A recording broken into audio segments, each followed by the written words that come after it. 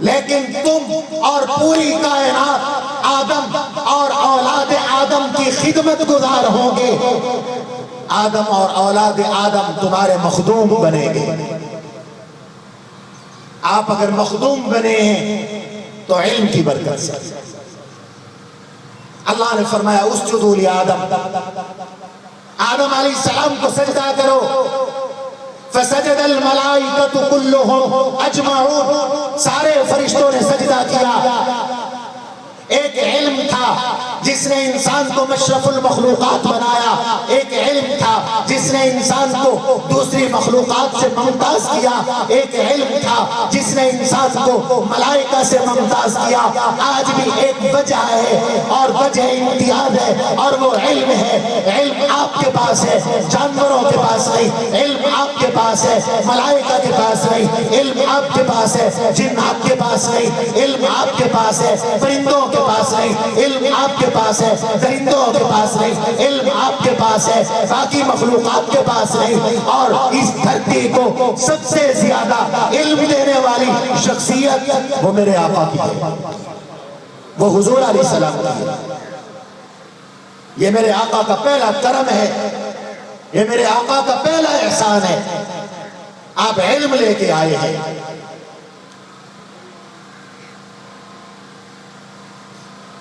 اور علم بھی میرے نبی نے ہر طرح کا امت کو دیا. حضور علیہ السلام کو نبوت ملی. نبوت اور وحی دو لازم ملزوم چیزیں ہیں. ہر نبی پر وحی آتی ہے. پیغمبر اسلام پر جب وحی کا نزول ہوا تو پیغمبر اسلام کی جو پہلی وحی ہے اس کا مطالعہ کرو. اہل علم و دانش، اہل فکر و نظر، میرے آقا کی پہلی وحی پر غور کیجئے. فاران کی چوٹیوں پر، غار ہرا کی تاریکیوں میں، عبادت کی خلوتوں میں، ریاضت کے مجاہدات میں، دو جہاں کے سردار کے پاس جبریل امین اترے. اترتے ہی اللہ کے نبی کو رب کا میسیج اور پیغام دیا. اقرا، میرے حبیب پڑھیے. اللہ کے حبیب پڑھیے نا. جواب آیا مانا بقاری. پھر سینے کے ساتھ لگایا، فرمایا اقرا. جواب آیا مانا بقاری. پھر سینے کے ساتھ لگایا، فرمایا اقرا. جواب آیا مانا بقاری. پھر فرمایا اقرا بسم ربک الذی خلق. اقرا قرآن کا سب سے پہلا امر ہے، سب سے پہلا حکم ہے، سب سے پہلا پیغام ہے. اللہ کا سب سے پہلا میسیج ہے. پیغمبر کی سب سے پہلی تبلیغ ہے. پیغمبر کی سب سے پہلے تعلیم ہے. فرمایا اقرا، میرے حبیب پڑھیے. آپ کے واسطے سے آپ کی امت پڑھے. اقرا، آپ پڑھیے. اولین پڑھیں گے. اقرا، آپ پڑھیے. آخرین پڑھیں گے. اقرا، آپ پڑھیے. مرد بھی پڑھیں گے. اقرا، آپ پڑھیے. عورتیں بھی پڑھیں گی. اقرا، آپ پڑھیے. بچے بھی پڑھیں گے. اقرا، آپ پڑھیے. بوڑھے بھی پڑھیں گے. اقرا، آپ پڑھیے. عربی بھی پڑھیں گے. اقرا، آپ پڑھیے. عجمی بھی پڑھیں گے. اقرا پڑھیے. کالے بھی پڑھیں گے. اقرا پڑھیے. گورے بھی پڑھیں گے. اقرا پڑھیے. پھر کائنات کے گندم گونی رنگ کے لوگ بھی پڑھیں گے. اقرا پڑھیے. تعلیم سب کے لیے ہے. تعلیم ہر زمانے کے لیے ہے. تعلیم ہر ایک کی ضرورت.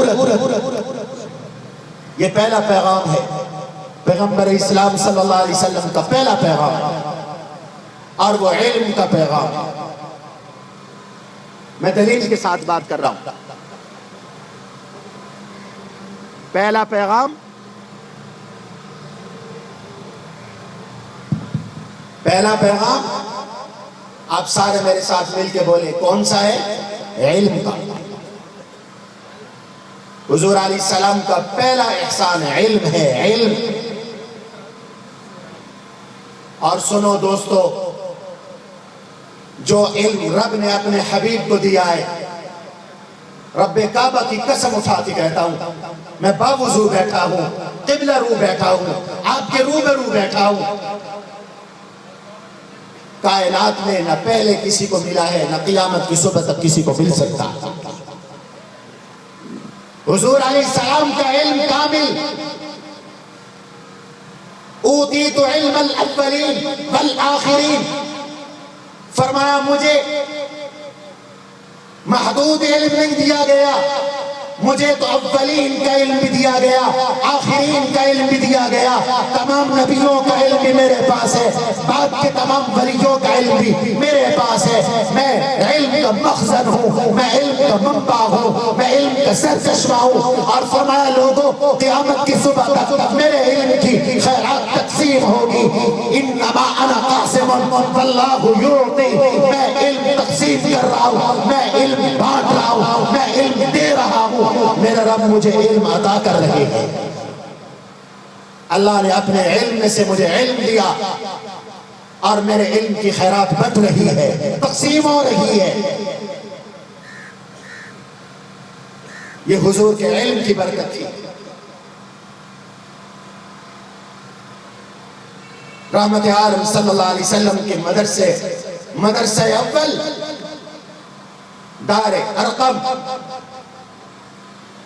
ارقم ابن ارقم علم کا مرکز بنا، صفہ کا مدرسہ علم کا مرکز بنا،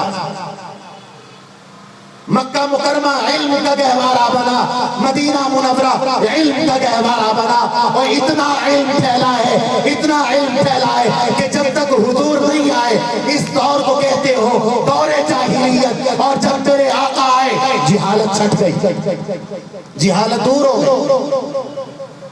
آپ حضرات سنتے ہیں یہ زمانہ جاہلیت کی بات ہے، اور اہل علم سے پوچھو زمانہ جاہلیت کون سا تھا؟ جب حضور نہیں تشریف لائے، جب آقا کی بعثت نہیں ہوئی تھی۔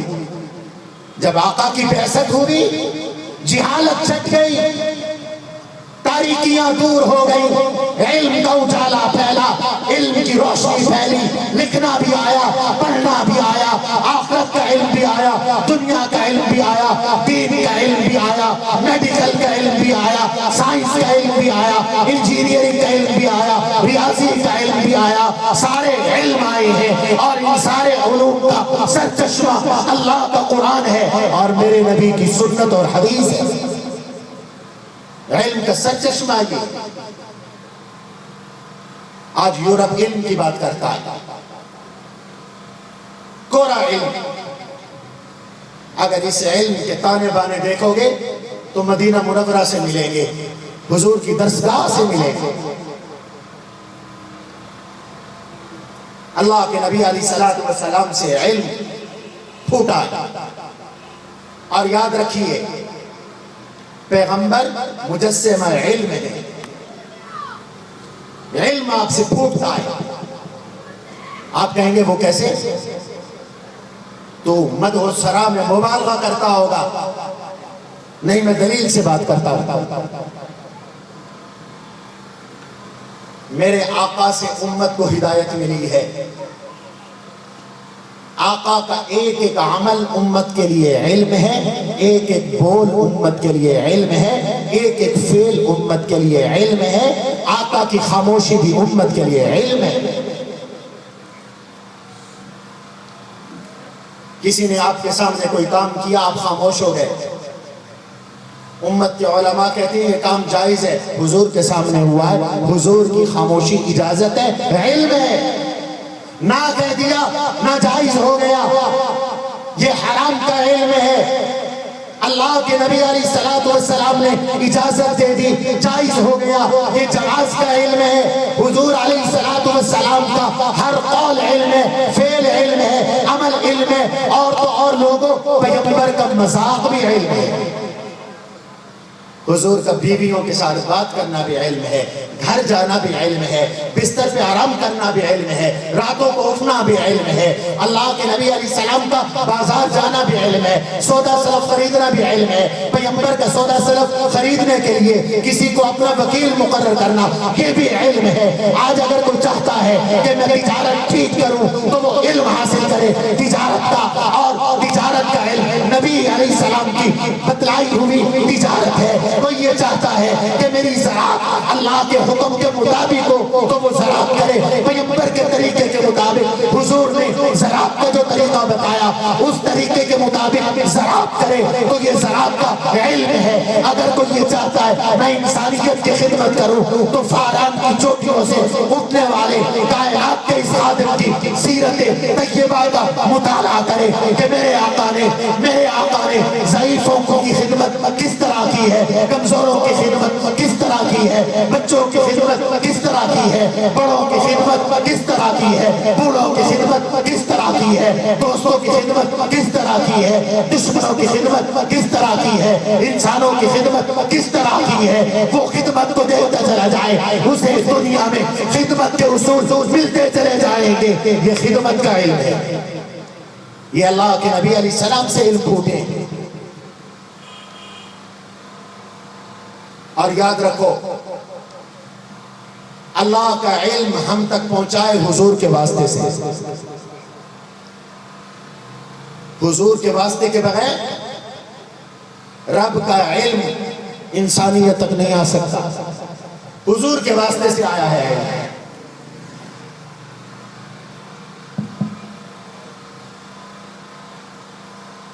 آج میں دنیا کو چیلنج کرتا ہوں, یورپ کے درندوں تم میرے نبی کے کارٹون بناتے ہو, فلمیں بناتے ہو, تمسخر اڑاتے ہو,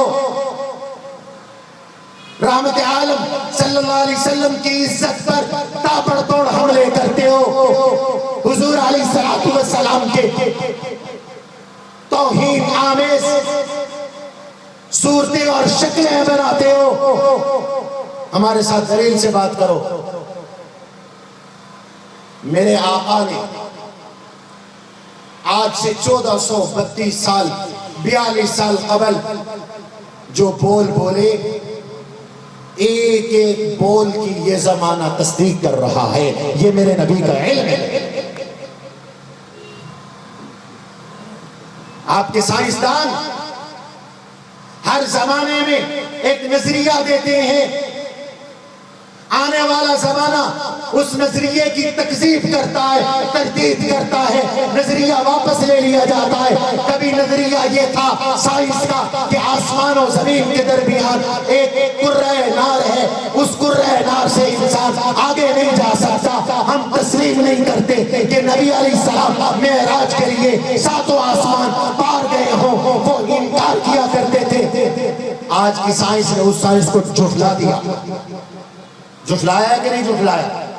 آج کا سائنسدان کہتا ہے میں چاند پہ گیا ہوں, آج کا سائنسدان کہتا ہے میں سیاروں پہ گیا ہوں. خود تکذیب کر رہے ہیں. بعد کا سائنسدان پہلے کے سائنسدان کو جھوٹا کہہ رہا ہے. آؤ میرے نبی کی تعلیمات پر, حضور کے علم پر بات چلنے کے لیے ہے. ایک علمی ادارے میں بیٹھے ہیں, اس کا بھی حق ہے کہ میں علم پر بات کروں.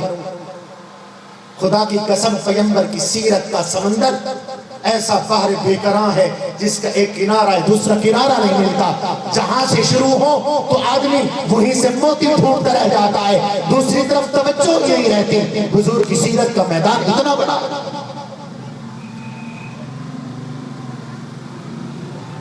حضور علیہ السلام نے اس وقت فرمایا, آج کا یورپ بھی اس کی تصدیق کر رہا ہے, تکذیب نہیں کر سکتا. میرے نبی کی صداقت, میرے نبی کے علم کی پختگی اور میرے نبی کی حدیث کی حجیت آج کے زمانے سے, سائنس سے, میڈیکل سے آج ثابت ہو رہی ہے. میں احادیث سے صرف چند مثالیں دیتا ہوں حضور کے علم کی. اللہ کے نبی علیہ السلام نے ارشاد فرمایا, حدیث موجود ہے,